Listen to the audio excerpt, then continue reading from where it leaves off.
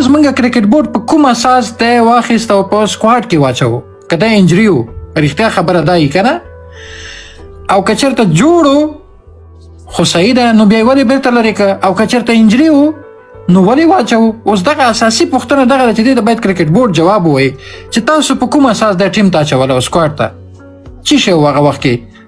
او یو دم ولې داسې یو دم 180 درجې بیا تغییر وکړه وروره چې یو هفته بعد سړی وروره ټیم نه بېرته لرې شو په ځای بل کس راغی؟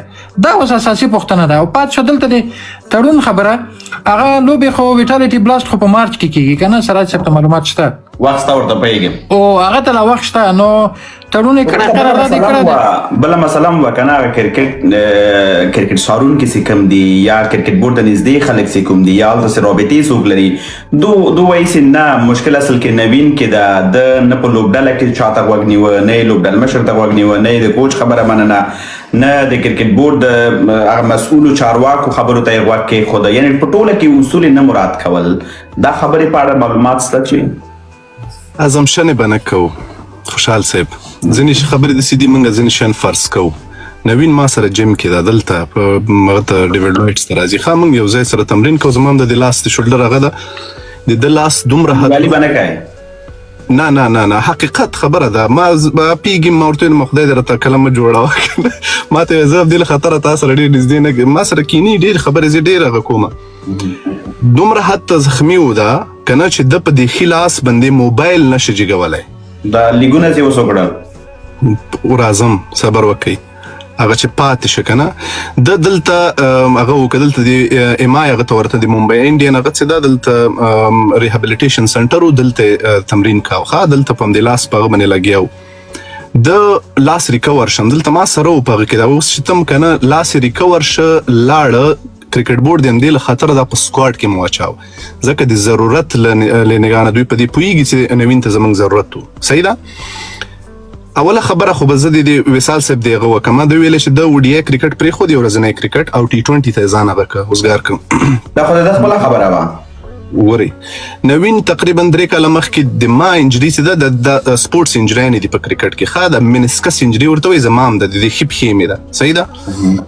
دغه انجري ده اخیستې وه د چې کله دا انجري واخیستله ده ته ډاکټر په خپله وویلی چې وروره ته د افغانستان لپاره لوبه کوی سي ته 2 اپشنه لري د افغانستان لپاره 10 کاله غواړې ولوبېږي که د افغانستان لپاره غواړې 2-3 کاله ولوبېږي که 2-3 کاله غواړې ولوبېږي نو ون ډے او T20 کرکټ دې وکړه که غواړې چې 10 کاله د افغانستان لپاره ولوبېږي نو صرف او صرف دا محدود که کرکټ دی دا T20 تره محدود که ځکه په دې باندې وصال صاحب پوهېږي ته هم کرکټ کړی ته چې څومره ډېر کرکټ کې هماغومره ستا بدن ډېر استعمالیږي او هماغومره ستا د کرکټ عمر چې ده دا راکمیږي. صحیح ده؟ فسبالران په عموم کې د دوی ټول عمر چې ټول عمر پیک عمر چې ده دا 15-16 کاله له دې نه ډېر نه که دا ډېر شي 10 کاله پیک عمر چې د کرکټ عمري هغه هم چې داسې حالت کې چې دوی ته ډېره زیاته ځانګړې پاملرنه وسي چې څو دوی انجریانې هغه انجریانې مخکې له مخکې نه که انجري وامخلي ورباندې ډېر کار وشي تر څو دوی پاتې شي دوی کرکټ وکړي نو دوی بس د 15-16 کاله کرکټ کوي. نو د عمل ته دا فیصله وکړله چې زه د افغانستان لپاره غواړم ډېر کرکټ وکړم زه غواړم 10 کاله کرکټ وکړم. صحیح ده؟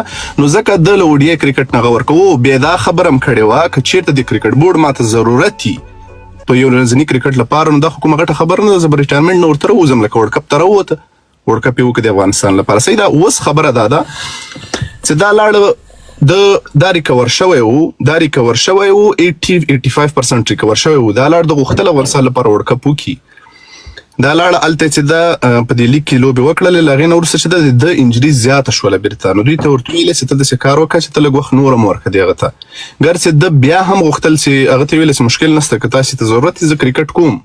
صحیح ده؟ خو هغوی ورته ویلې چې نه تا انجري زیاته ده ضرورت نشته نو دوی ویلې صحیح ده ضرورت نشته بېرته راغی دلته کېناست اوس بېرته په ریهابلیټیشن کې ده او دغه لیګ سره چې ساین کړی ده هغې ته تقریبا داسې وښیه چې 3-4 میاشتې کنه نو 4 میاشتو کې چې دا 4 میاشتې نه دا ریهابلیټیشن چې دا یو نیمه میاشت نور غواړي نو اصلا قصه دا ده. خو دا تا چې کومه خبره وکړه چې نوین غوږ نه نیسي نوین هغه نه کوي په دې کې ورسره ما هم بحث کړی دی چې څه مسله ده که نه هغه هم دا ویلي دي چې زه خو اوس د ما کرکټر داسې ده. صحیح ده؟